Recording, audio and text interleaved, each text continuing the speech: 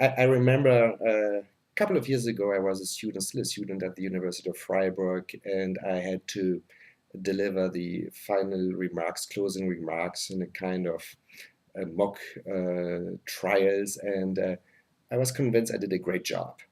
And afterwards, during the debriefing session, my professor told me, Patrick, you did a great job, but your speech was not at all convincing. And he told me why. He was criticizing my body language and the way I was talking to the jury and so on.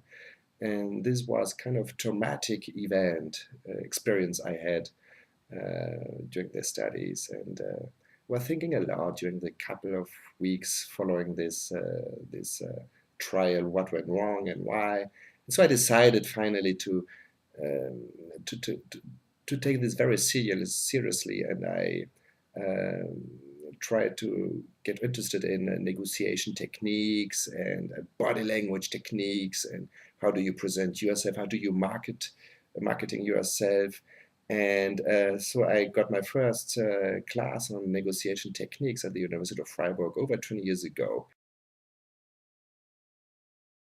Right now, as an attorney at the bar of Zurich and New York, a teacher at a couple of universities here, I'm really convinced that the content, substantial issues, are just 20% of your success in the business world, business surroundings, and 80% are the settings, the negotiating techniques, the tools you might use during a negotiation.